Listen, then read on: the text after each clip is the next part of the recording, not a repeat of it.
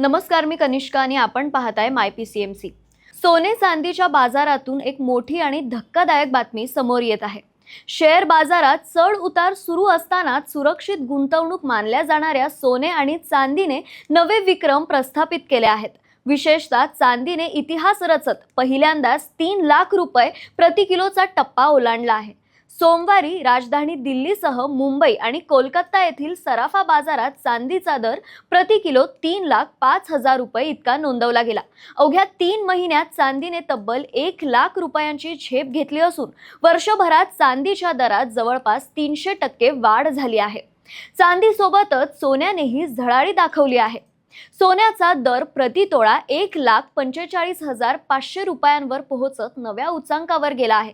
चांदीच्या या प्रचंड तेजीसाठी अनेक कारणे जबाबदार आहेत. जागतिक बाजारात चांदीचा पुरवठा कमी असून सोलार एनर्जी, इलेक्ट्रिक वाहनं, क्लीन एनर्जी आणि आर्टिफिशियल इंटेलिजन्स क्षेत्रातून मागणी सातत्याने वाढते आहे.